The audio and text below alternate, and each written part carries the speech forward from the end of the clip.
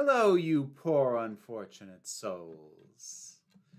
I hope you are doing well this evening.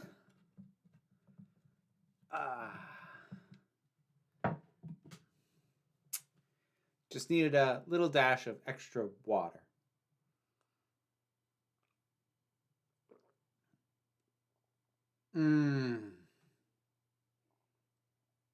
Oh, that's delicious water. Here's some of the news coming out of CinemaCon. Not a lick of it. Not a single thing.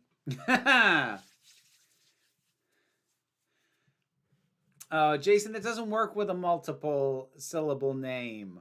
It has to be single syllable, otherwise you lose the rhythm of, oh, hi, Mark. Been a rough few days. I'm sorry to hear that, Evan. That's no fun. Next installment of Animated Survivors doesn't come out until 2027. Good! Good! Good!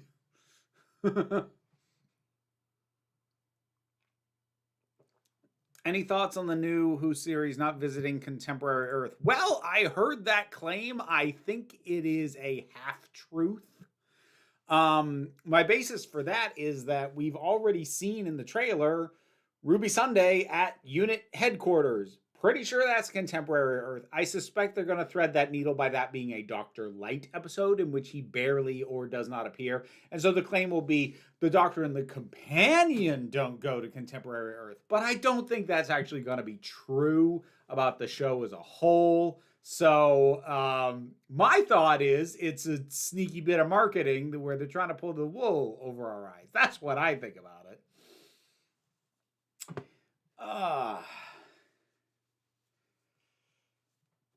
Late day, a day late, but a happy Trans Day of Visibility. Thankfully, it's over because now my invisibility spells will work again, and I no longer have a disadvantage on stealth throws just for being visibly trans.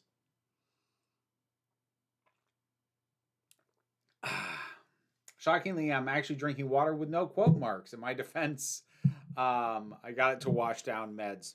Whatever works. And, there's also nothing wrong with water. I'm going to tip this down just a tad. They say they can't go to present day Earth because apparently the Doctor can't enter Belinda's timeline. Oh, probably tying to whatever reason they have come up with for her being somehow super special. That'll be Saturday's video, by the by. How worried are you about the new Black Mirror series revisiting characters from previous beloved episodes? Not especially. It's the first time they've ever done it, and so I'm not inherently excited about it, but I'm open to it. I don't want it to become the standard. I don't want future seasons to become, nothing but revisitations. But if they think they've got somewhere else to go with a concept or a setting or a character, Black Mirror has enough goodwill with me that I'm willing to go, I'll see what they do with it. Sometimes there are things that on their face, I'm like, in the wrong hands, that's a bad idea. Because in the wrong hands, that could be the sign that the show is running out of ideas. They have to keep going back to the same well. I don't take it as that. Just like I didn't take it as that when in the previous season, they had some supernatural-based ones. I thought that was fine because they did it well. The best episode of the last season was one of the supernatural ones. So Black Mirror has a pretty good amount of goodwill with me at this point. I think of Black Mirror a little bit about how I used to think about the comic magazine Heavy Metal back when I used to get that. Any given season, you don't know how many of them are going to be great, but there's going to be at least one per season that's just going to blow your socks off. At least one. And they're real good for that. Now, that's how I felt about Heavy Metal back when I used to get that magazine. These are not all going to be good stories, but there's going to be one in there. There's going to be one. There's a P.G. Woodhouse short story about a teacher who has to tell a student his dad died, but can't help laughing because a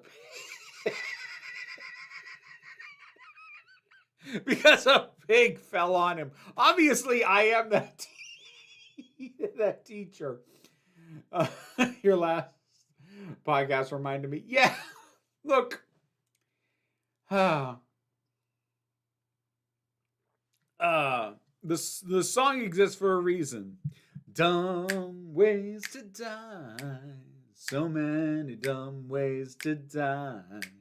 I have not watched that movie in ages, Ms. Wicked Wolf, so nothing fresh is all I have to say about that. Almost forgot to wish my current partner a happy Trans Day of Visibility last night, but I caught myself fortunately. Oh, good. Good thing that you told them, before they stopped glowing to be extra visible for you. Let's see.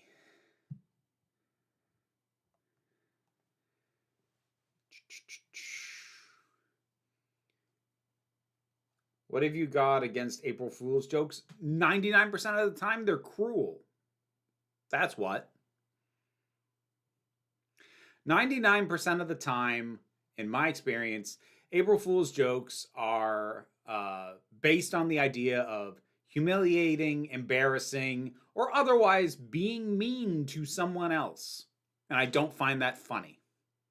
I don't like it. And I never will. Coyote Azul! Thank you for the super chat. Greatly appreciated. You know, Grant Morrison was the main editor for Heavy Metal for a while, right? I actually did not know that they were. I wonder if that was during one of the eras when I was reading it. I read it off and on. So no, I didn't know that. Grant Morrison is an odd duck of a writer. I recently went through the first 2 series with someone who hasn't gotten to the show before. I'd forgotten how effective White Bear is. See, some of the episodes that other people swear by, I don't think they're bad, but they didn't do nearly as much for me. White Bear, Shut Up and Dance is kind of the big one. I actually don't like that episode particularly. And it's not that I think either of them are bad. Well, I actually think there are some problems with Shut Up and Dance. But like White Bear is effective at what it does, but I look at what it does and I just think White Christmas hit me harder aiming for a similar thing, for a similar overall effect, and did it better. So I don't know. It's funny like that. And like there are a bunch of the episodes that apparently aren't well liked that I'm like, I go, that's either perfectly fine or I'm like, I thought that was great. Apparently some people don't like Striking Vipers, which makes no sense to me. That one's phenomenal. Just been Schitt's Creek for the first time. It is my it's now my new favorite sitcom. That's a fun show. I'm trying to think. I forget how many seasons I got through. I fell off, not on purpose. It was something I watched with Liz, and I have not circled back onto it since she and I stopped dating. So, yes, I have seen the Wicked movie, Ms. Wicked Wolf. I will have a review up later this week. Isn't Trans Day of Visibility a bit patronizing? No. I don't think it is. I think the core issue of acknowledging that visibility is, first of all, something many of us have to opt into. Because for me, trans visibility isn't just about going, oh, look, a trans person. It is an acknowledgement that if we are visible, it is because we have chosen to outwardly be ourselves. And many of us don't have that option or don't feel safe taking it. And the only way they ever will is if they can look around and see that there are others of us who are visible. And I don't find anything patronizing about a day to highlight that idea.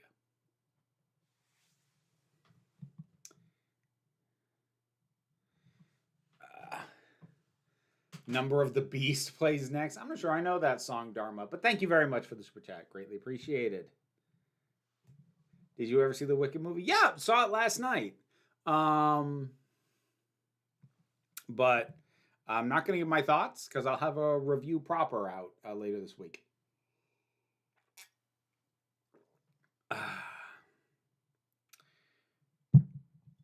Tomorrow's Worldwide Autism Day. Lovely.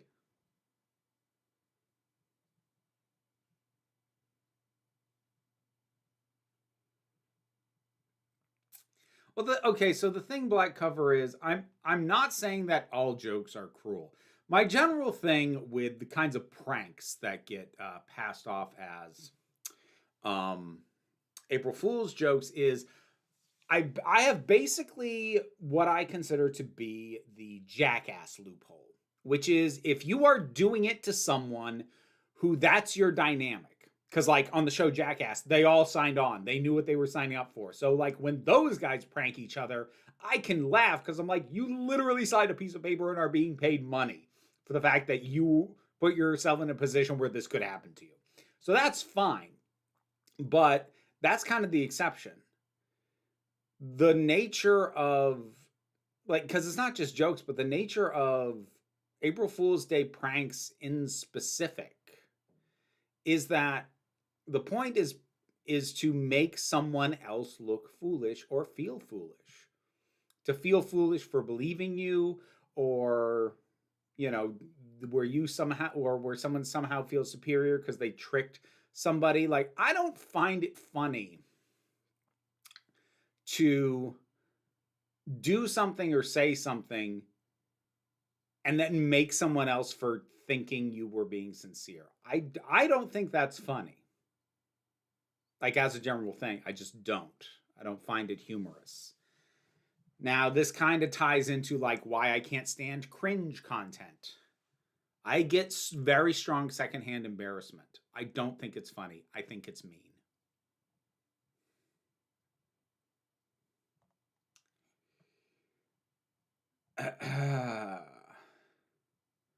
Let's see. Have you ever seen the new series High Potential? I have. Never even heard of it.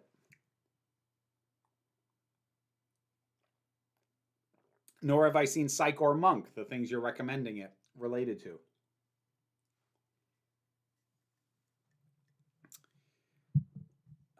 It's by Iron Maiden. It was either that or Master of Puppets since I finished season 4 of Stranger Things. Eddie. Eddie was definitely one of the best things about season 4. Season 4. Oh, God. Oh. Do I eat ice cream year round? No, but I don't eat ice cream that much in the summer either.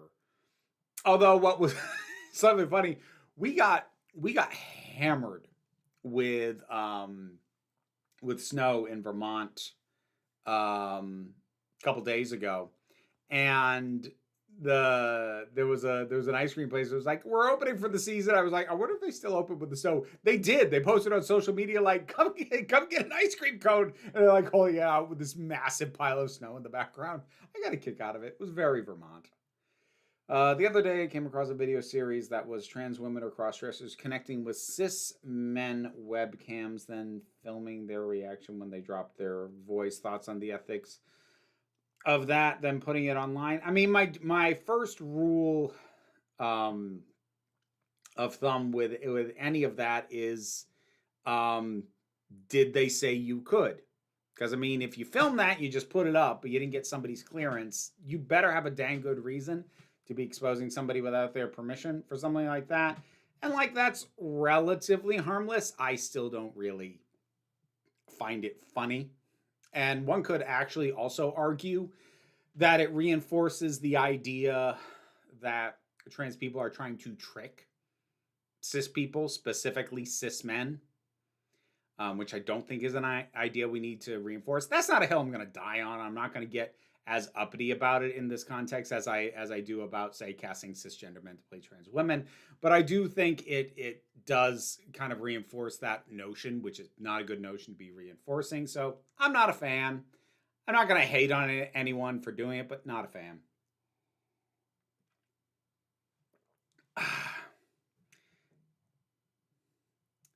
As someone who used to like the Smiths quite a bit, I smile when I watch Sleuth, and Olivier said, a jumped up pantry boy who doesn't know his place. I don't know how that relates to the Smiths, so I'm going to have to take your word on that one, Rowan. Forgot to say it on the actual day. Happy late birthday. Oh, thank you. Vacuum of comments. I appreciate that.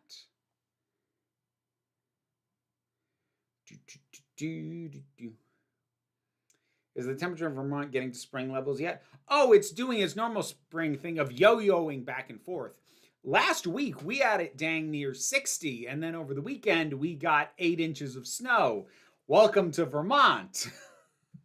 That's what our springs are. Which is,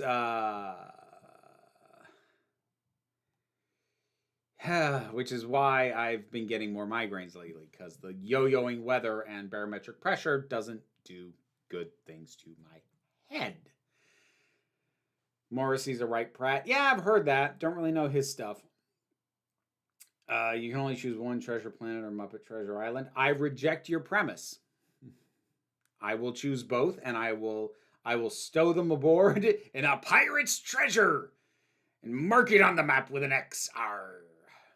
For someone who wants to get into get into what, Gabriel? I think I'm missing a word. Or I missed a setup. Possibly a previous comment. I lost it when Dustin gives Eddie's uncle the pick. Aw, yeah. Again, Eddie was one of the good. Eddie was good. The stuff that they did with Max was good. Some of the stuff they did with 11 was good. Yep, that's it. What time will Doctor Who be released in the US? No idea. I know it's Sundays. I don't know what time of day.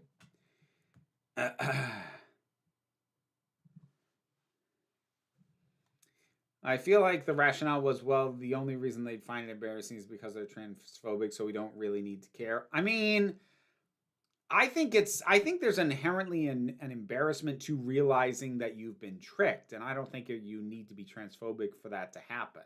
I think if you respond aggressively, that's probably an indication of transphobia. But like if somebody just seems deeply uncomfortable, like nobody likes being lied to. Especially if you've gotten comfortable and relaxed and then like that just happens to you. Like I think most people are gonna like feel uncomfortable and embarrassed as a result of that. So yeah, no, I don't buy that.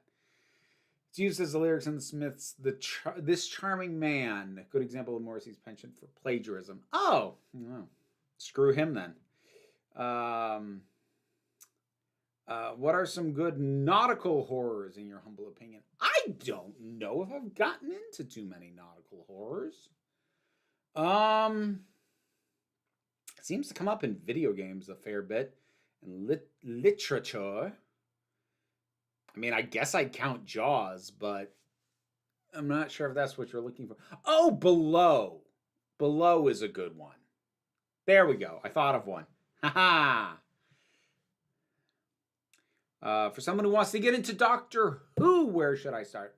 Okay, now I follow you, Gabriel.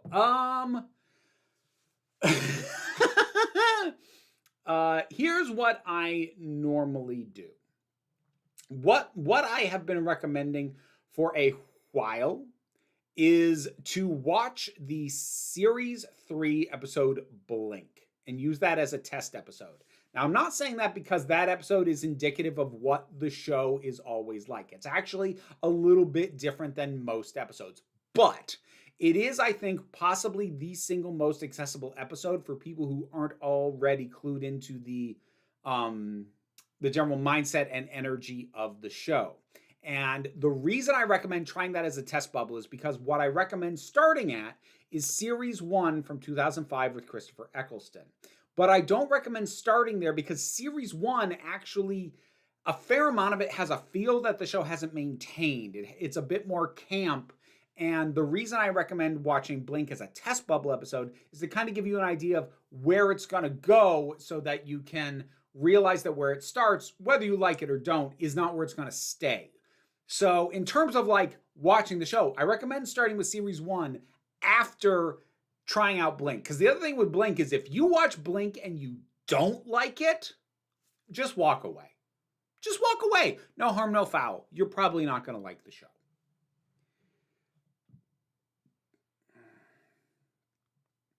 Is it wrong that I thought Elle needed to level up sooner? Depends on what you mean by sooner. Like, they dragged out her story over too much time. Talking of Eddie, Joseph Quinn seems to be getting cast as a member of famous groups of 4 since he'll be playing both Johnny Storm and George Harrison. Oh! I didn't realize that's who was cast as Johnny Storm. Oh! Nifty. What would you recommend for someone who wants to hate Doctor Who? Warriors of the Deep. That'll do the trick.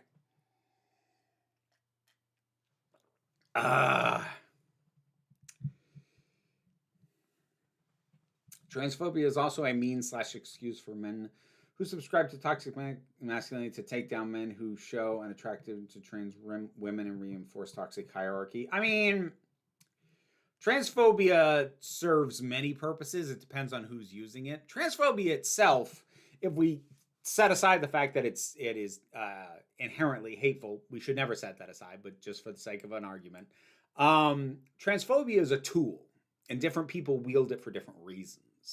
The toxically masculine wield transphobia for a different reason than TERFs who view themselves as feminists. They still wield the same tool and ultimately to the same end of hurting the same people, but not for the same reasons, at least not in their minds. What is the one with Vincent van Gogh? That's the only one I've seen. Is that a good representation? Vincent and the Doctor. It's decent. It is by far a bit more low key than the standard Doctor Who episode, but it's not a bad representative episode. All taken. Yes, I know. Yes, Carowin is not a huge fan of Blink. So don't take what I'm saying as an absolute, but that is the general recommendation I've been making for a while. And like, you are allowed to not like Blink. You're allowed to not, like, you can dislike things that I think are great, or even the fandom as a whole thinks are great. You can dislike Blink, you can dislike Human Nature, you can dislike Silence in the Library, you can dislike Midnight, you can dislike Heaven Sent. You don't have to like the same things that the fandom agrees are good. It's okay, I promise. I heard James Marsden was coming back as Cyclops in Secret Wars. They've got a bunch of the X-Men coming back, which we'll see. We'll see. Hot take, Vincent and the Doctor is the only episode of Series 5 I like. I like a decent amount of Series 5. There's a few in there that I like. That is one of them, though.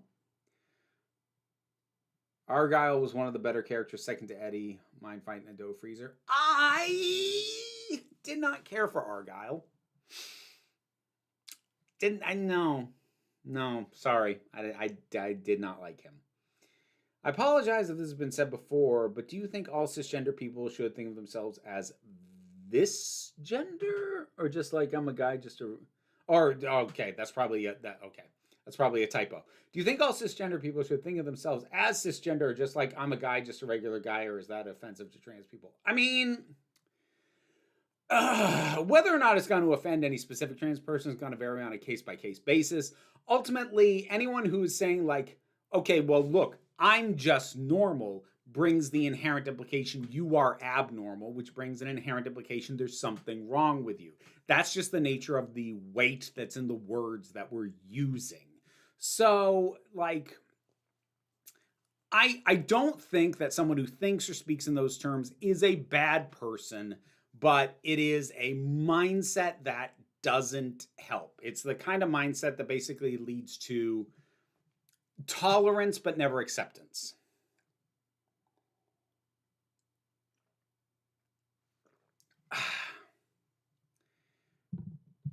You observe that Adama is bad at BSing or telling people what they want to hear. Do you think that's a bad quality for a parent with Young to have? I thought that might be why Lee doesn't think he was a good father. He couldn't comfort him or his brother in a way dads need to sometimes. I always kind of assumed Adama was more of an absent father. Most military fathers are. I mean, like, I've never really BS'd my kid. But, you know, Adama is a intimidating figure. in that show. So it's not just that he cuts through the BS. He also like rarely smiles. You know, he's a very severe person. Like, I don't really BS my kid, and I never really have, even from when they were young, but you know, I could still talk about things in a way that was accessible and, at least I hope, you know, empathetic for them.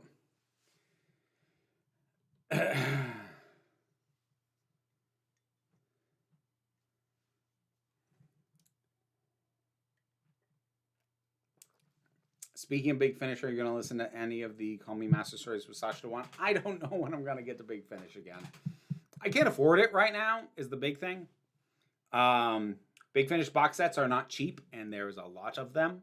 So, yeah, I don't know when I'm going to get to any of the newer stuff that Big Finish has put out. I've got some Big Finish stuff that I already have that I haven't listened to yet that I should get to before I even consider getting anything new. But, yeah.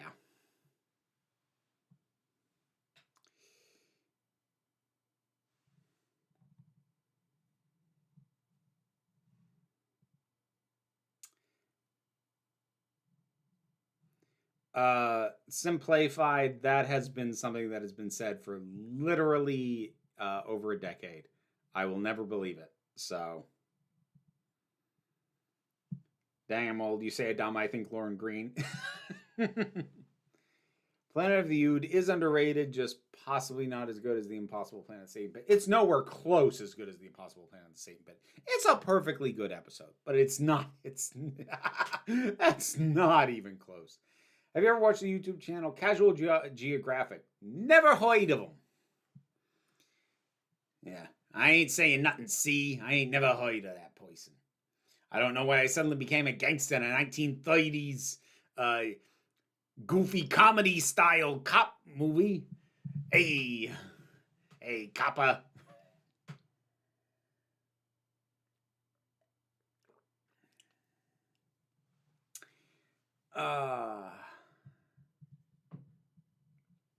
It's only after listening to Smirsh Pod's episode on Batman Returns that I realized how smaller the Gotham City set looks compared to Batman 89.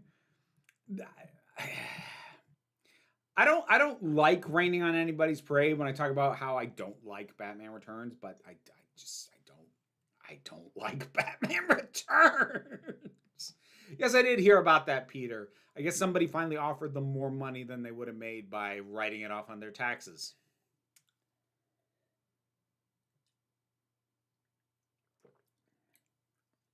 Oh, Simplified, you must be new around here. Missy has big Dom Mommy energy.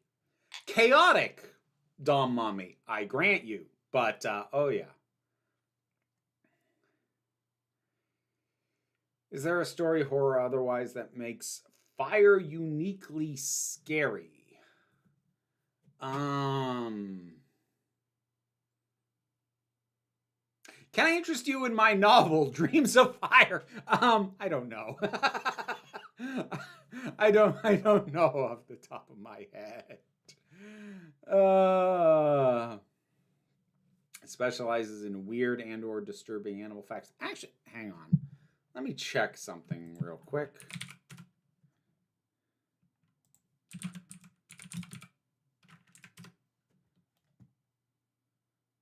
Oh, I follow him on TikTok. I've never followed him on YouTube. I've been following him on TikTok for ages. In the prison ship episode, I thought I had is the convicts probably have been living better conditions than most of the fleet. They have individual cells with bed, not just airline seats. Should they have addressed that? No, I don't think anything good would have come out of somebody going, you know, the prisoners actually have it pretty good. I don't think the episode did not have space to do anything good with anyone bringing that up.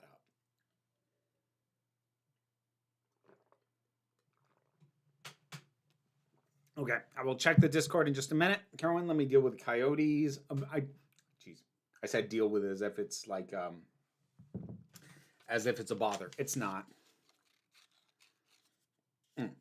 Let me just take care of Coyote Azul, and I'll pop right over there. Coyote Azul, thank you very much for the super chat. The Flash TV series from 1990 has been said to be an extension of the 1989 Batman movie. Thoughts? I never watched it, so I don't have any. Let's see. Popping on over to the Discord. Here we go. As a novelist, what is the most important thing one can do to prepare for a day of writing? Given that I haven't had a solid day of nonfiction writing in years, I don't think I'm a great person to ask. Just sit your ass down, unplug from other stuff, and freaking do it. What are some things about burlesque you didn't know that would have helped you early on?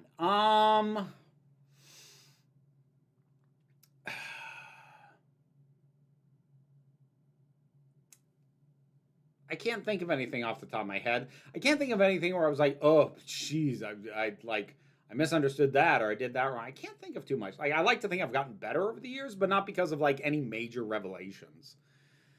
What other stories need to be told to build a better queer community? Queer joy. We need more stories of queer joy. We have enough stories about queer pain. The cup runneth over with stories of queer pain. Give us joy. How do you feel about stories where a character does something terrible and we're supposed to be invested in them doing better, but viewed objectively, we should probably just want them to get fired and or sent to jail for what they did?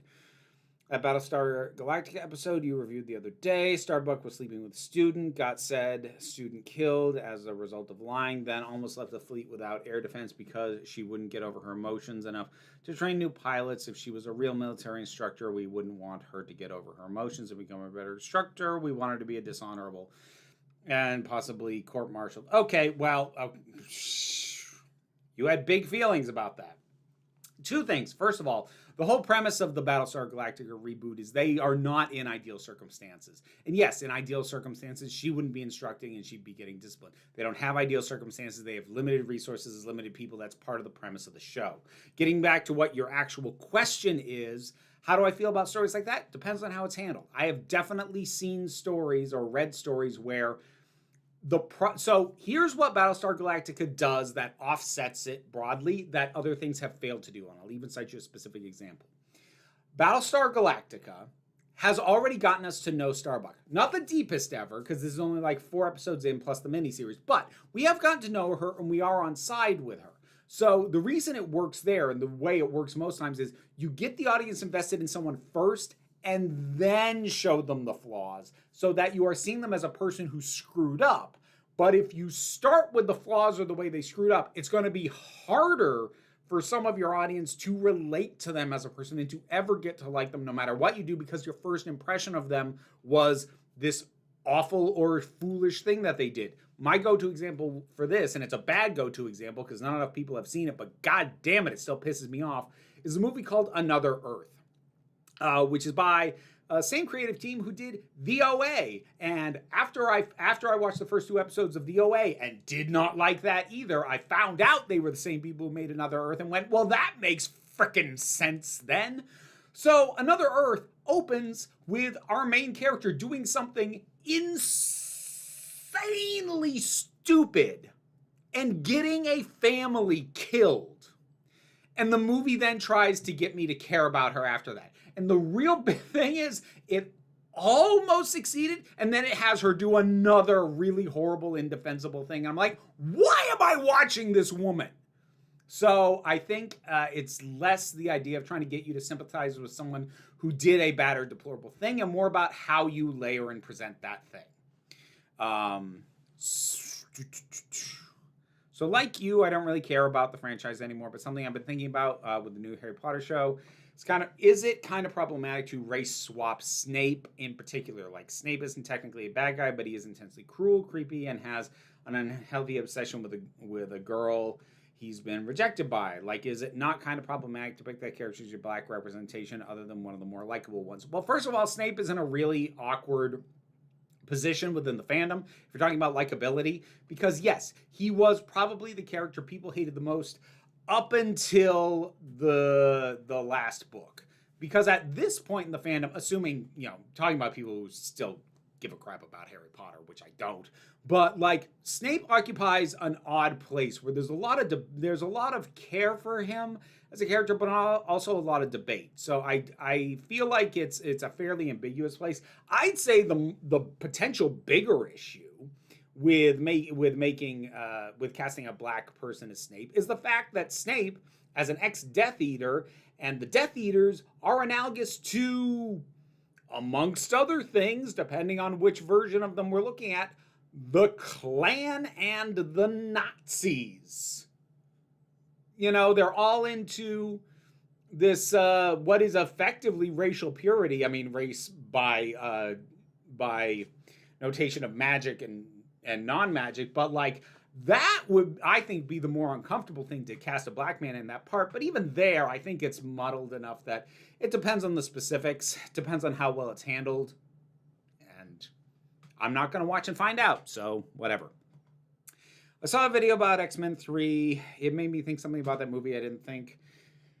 I've seen said before, if the mutants are supposed to be an allegory for queer people, is it messed up to actually have the cure work? Like, conversion therapy isn't just unethical because there's nothing wrong with being queer, it also doesn't work. Well, the thing you need to realize is while the movies in particular, especially the second one, leaned on the idea of mutation being analogous to a queer existence, it's never been exclusively that, not even in the movies. It's been analogous for basically a whole mess of marginalized groups, queer people, people of color, disabled people. And the question is whether how much any given piece of media leans on one specific allegorical angle or not. So the mutants have never been exclusively a queer allegory, and I think you have to keep that in mind to be okay with the Cure plotline. You could, I guess, argue that the movie shouldn't have done the Cure plotline, since the second movie leaned on the queer allegory specifically as much as it did, but the idea of that being a plotline at all, I don't really have a problem with. Because it is something that, you know, society would try and force on people, whether it works or not. Since today is April Fool's, have there been times you participated in any April Fool's pranks? If so, which was your best? Well, I kind of already talked about how I'm not really on board with April Fool's pranks. The only times I've done it, the one thing that I will take some pride in, I forget how many years ago this was now. This was a while. But I did a video about the history of Doctor Who. And I talked about it, and I did not break character doing this. I talked about the history of the great American science fiction show, Doctor Who, going through all the different doctors and listing American actors, and my thumbnail artist, Joel, who gets a big chunk of credit for even this idea because he wanted to Photoshop American actors as the Doctor.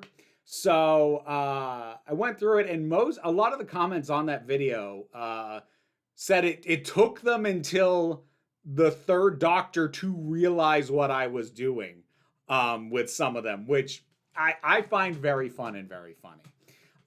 Like, the idea was never to trick anyone. It was just to present this thing straight. I've done that also on podcasts a couple of times. I have my friend Ryan. I don't know if he's still doing it, but he used to do a Star Wars podcast.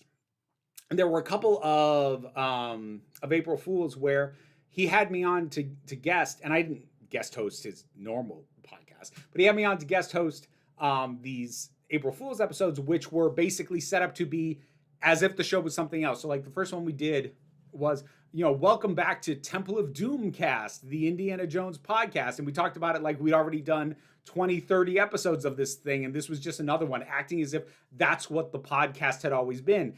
But again, kind of the key thing was we played it straight. Actually, we didn't even play it at all. We had a very sincere conversation about Indiana Jones. In that thing, like none of our opinions were fake. We gave our very sincere opinions. It's just not what the podcast normally was. We did that, and we did a Ghostbusters one year. Those were kind of fun, and I consider those to be harmless. Since you have been reviewing Daredevil, which MCU character would you want to be friends with? Are there any that would be even safe for me to be friends with? I don't know. Kamala seems okay. I don't know. She's young though. I'd feel weird hanging out with someone that young. I don't think I've got anybody. I think anybody else, it would be a hazard to my health to be around. Oh, you know what? Wong. I'd hang out with Wong. You recommended Gothic in your Shining review. Do you have thoughts on any other Ken Russell movies? I recently watched The Devils and Lair of the White Worm. The only other Ken Russell movie I've seen is Lair of the White Worm. There is a review in the break room of Geeks, my secondary channel. Good time, weird movie, weird dude, good stuff. Since a weirdly young Peter Capaldi is in Lair of the White Worm, yes, and also a weirdly young Hugh Grant. Any non-Who roles by doctors you particularly enjoy? Bonus if part of the fun is how wildly different they are. Like that's actually something that like Carolyn and I have been doing kind of not in any formalized way, but just kind of being like, ooh, you should watch this at some point. The other main one that I've seen at this point was Golden Voyage of Sinbad, which has Tom Baker as the villain. Which is an interesting thing to see. Frack or frel? Oh, we're discussing made-up swear words. I prefer frack because of the explosive crack. Actually, between those two, I prefer smeg. But if we're going between those ones, frack, frel. I don't like either one because I don't like going into the. I want to get off the F sound, and having to do the R after lingers you on the F more than I would care for. I don't super love either of them, actually. And I say that as a matter of practical use, like within their respective universes, those being Battlestar Galactica and Farscape, respectively, they're fine. You made it clear you don't like The Shining. Yep, for over an hour. What do you think of Kubrick's other movies? I'm personally a huge fan of 2001, and Clockwork Orange was... Interested in hearing your thoughts. Well, I've not rewatched too many of these things in a while. I like the middle third of 2001. I think the beginning and the ending are sanctimonious slogs that hurt to try and get through. I think the middle third is pretty good. I liked A Clockwork Orange, but the thing was, I also saw it when I was in college, which I think is the age I needed to be if I was ever going to appreciate that movie. I don't know what I'd think about it if I tried to watch it now. I think it's probably pretty good, but I've not gone back and revisited it. I think the thing from him that I probably like best is Doctor Strangelove, because his detachment adds to the nature of the comedy. So, it works well there. You said in your video about should he potentially leaving that you don't think there'd be enough time to recast a new Doctor before the end of season 2. Do you think Russell could possibly already have the actor he had originally planned to cast as F-15 before seeing Shooty's audition in place as a backup, and he could have theoretically used them to reshoot a regeneration scene? First of all, you're referencing a story I've never heard.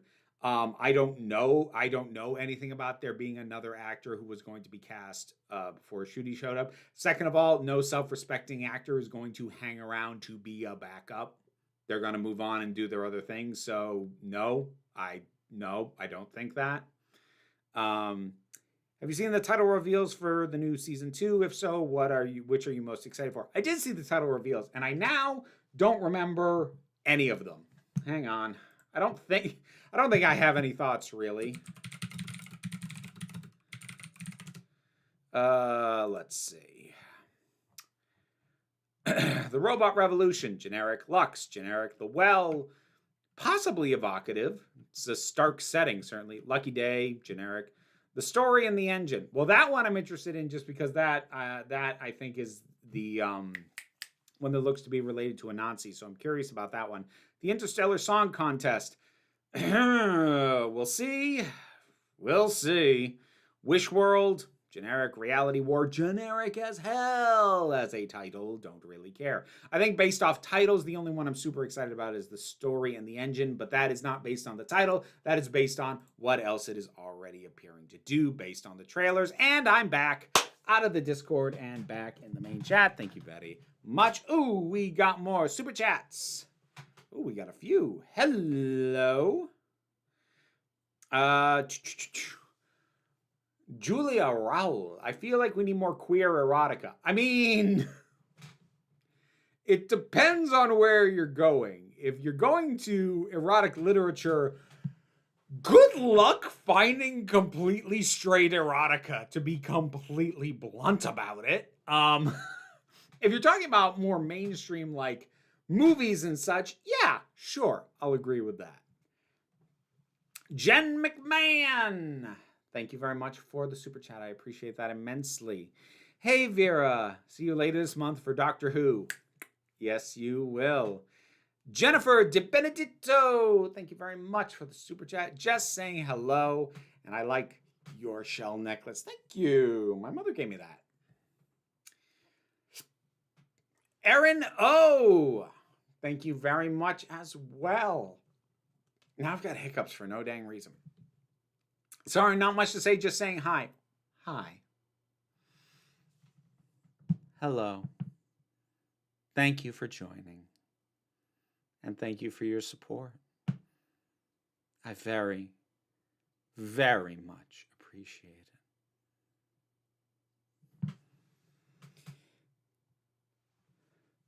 Julia Raul. I have a question. Are you going to watch season 2 of X-Men 97? Yes, I intend to. We'll see how it is. But yes, I do intend to watch that when it comes out. Have you seen...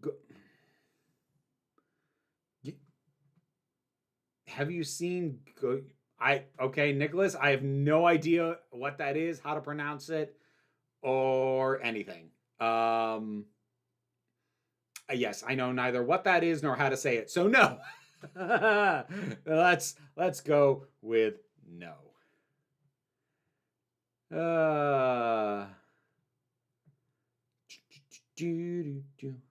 13 minutes to hard cap. Yes, I do have a hard stop tonight. Not that I go overtime very often anyways, but yes, we do have a hard stop tonight. Do you have any desire to see the new Lilo and Stitch? Absolutely not. No. No. More accurately, hell no. More accurately than that, fuck no.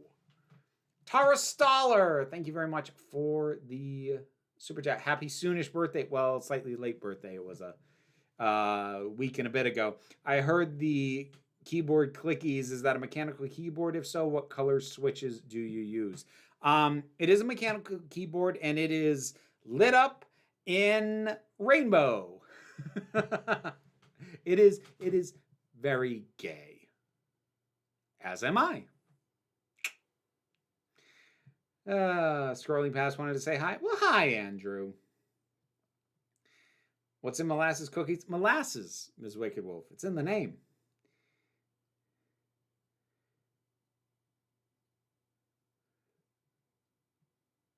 Go Geoger. Good. It's an entry in Super Sentai, spinoff of Kamen Rider, which I remember you started watching at some point. Well, I watched Kamen Rider W not as a start of watching it regularly because I'd been commissioned to watch it. And I did enjoy what I saw, but like it's rare when somebody commissions me to watch the first couple episodes of the show, it is rare that I keep up with it after that, even if I like it, just because I've got too much other stuff to do. I think I might be gender fluid. I want to experiment wearing more gender fluid clothes. Have fun with that. I hope that it is a enlightening experience for you. Have you heard the rumors the next series of Doctor Who will be RTD's last? No, Dave, I hadn't heard those rumors in particular, and I have no reason to give credence to them either way.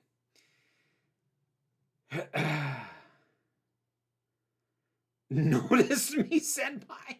Oh, goodness. Vera, what isn't gay in your house? I don't know. The stove's pretty hetero. The washing machine. I think the washing machine might be ace. So, yeah. I think it's just the stove. Thoughts on Moulin Rouge? Saw it first time a couple nights ago. Not a fan, Andrew. That first 20 minutes of that movie give me a freaking headache, and that is not a joke or an exaggeration. I've literally gotten a headache trying to watch that movie. And while it settles down a little bit after that, not enough for me to like it.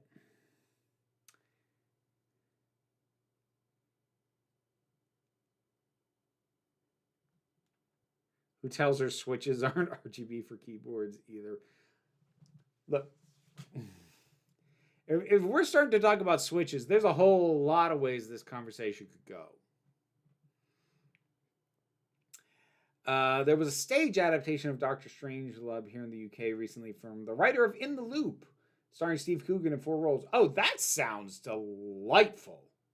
Are you looking forward to season 3, the final season of Squid Game? And if so, which characters do you predict won't make it, and who do you think will? I'm a bad person to ask for predictions. My brain doesn't really work that way. Am I looking forward to it? It's about the same as I was with season 2, which is I just wanted to not screw up, you know, what I like about the first season of the show, which the second season didn't do. I don't think, I still kind of feel the second season is unnecessary, but it didn't, I didn't feel like they screwed it up. So the only joke I'll say is words, punchline. How dare you? That is the most offensive thing I've ever seen. Let's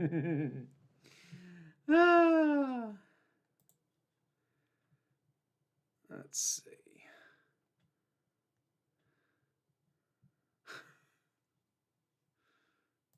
Oh, Supreme Omega sneaking in there last minute. Last 8 minutes.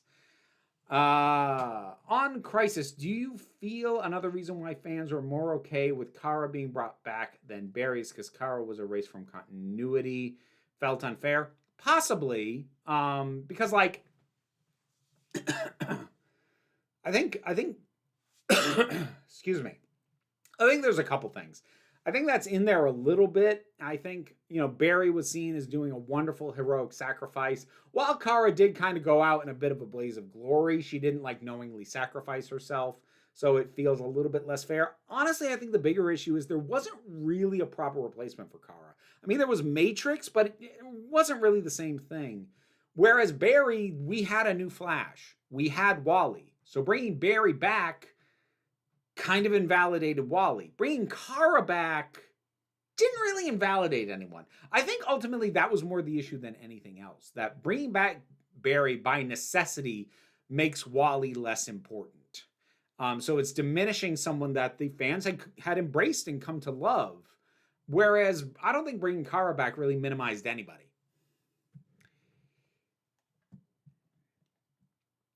In all seriousness, I really loved how the most recent trailer for Doctor Who Season 2 made me feel. Adding Phil Collins in the background was a nice touch.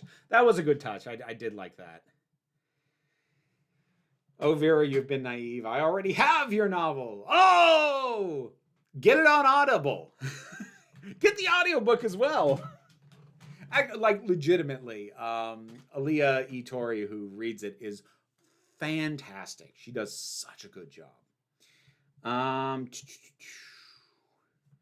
you looking forward to season 3 of House of the Dragon? I keep forgetting that show's coming back again. So I feel like that's the last show that I'm still watching out of habit and nothing else. Like, let me put it this way. If Max wasn't still the home of the older Doctor Who stuff, and it wasn't easier for me to pull clips from there than to bust out my DVD collection to get stuff, then House of the Dragon would not be enough for me to maintain a Max subscription. Like, once Doctor Who's no longer on there, I think if I have a Max subscription, it'll be intermittent. It's not going to be continuous. On a numerical scale, how excited are you for James Gunn's Superman 6? And that's not any doubt in James Gunn's ability to deliver the product. I'm not someone who gets hyped. Generally, if you've been around for a little bit, you know that. Get hyped is not the energy I bring. And that, like, it's not even a branding thing. Like, as a person, it's just not me. I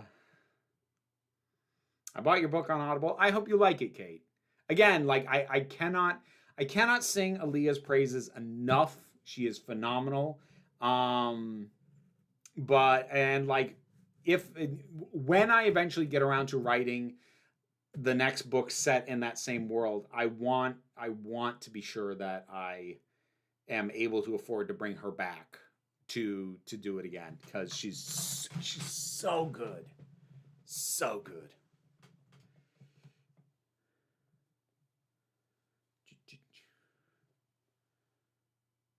Vanilla clean top fine. Oh, was this from the molasses cookies? Luckily, it was mostly on me, and I'm in barn clothes anyway, so what's another brown stain?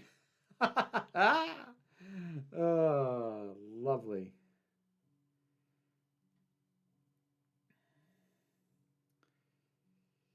I love Jack Black and Jason Momoa. I've been a Minecrafter since 2009, but that trailer made me vomit. I just don't understand what the appeal of that. Like, I don't understand. I don't understand. I don't understand who it's meant to appeal to. I legitimately don't. Like, I'm not, I guess I am a little bit.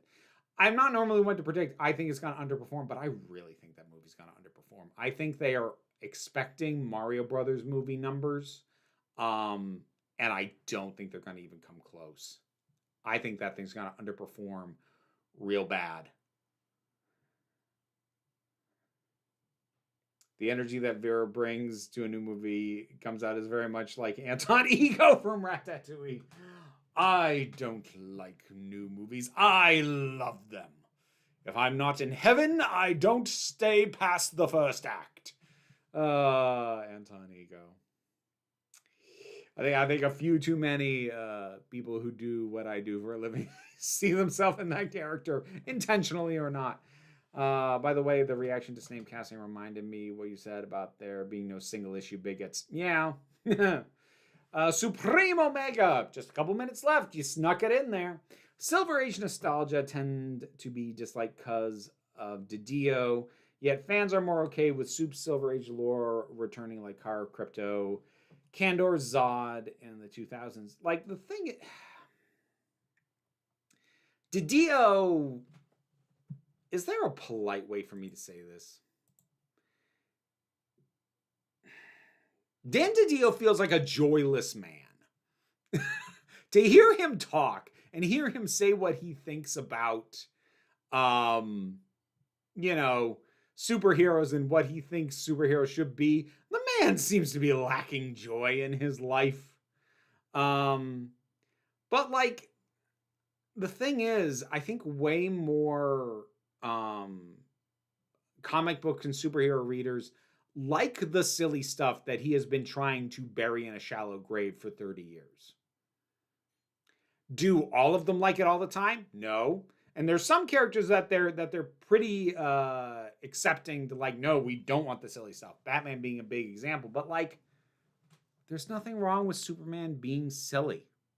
There's nothing wrong with Batman being silly either, but like, I've given up the fight for silly Batman. We still get it, but it has to be non-canon. It has to be Lego Batman or something else like that. That's the only way we are able to have fun with Batman. Ugh. But yeah. Now, I'm not a big fan of Didio. Have you covered Snow White 2025? If not, what are your thoughts on the film? I have no thoughts. I have no interest in watching really any of the live action Disney things, and I'm not going to change that. Also, never cite IMDb scores at me. You will be hard pressed to find one that hasn't either been love bombed or review bombed, and they're worthless. I so don't care. Dharma, last super chat before we wrap it up. Lovely to see you by the Moody Blues. See y'all. Thank you all for joining me. This has been fun, and thank you for sticking to the 2 rules that I laid out in the title. Much appreciated. I hope everybody, excuse me, has a good rest of the week. I'll be streaming in Break Room of Geeks tomorrow. I think I'm going to be streaming a beat 'em up called Maiden Cops. So join me for that. So that'll be tomorrow in the Break Room of Geeks. Thursday, I should have a review out for the latest episode of Daredevil. At some point this week, I'll have a review out for Wicked. Probably next week, I'll have a review out for Tunic. All that'll be in the break room. Saturday's video will be talking about the oh my God, I've lost words. The Phenomena. Phenomena. The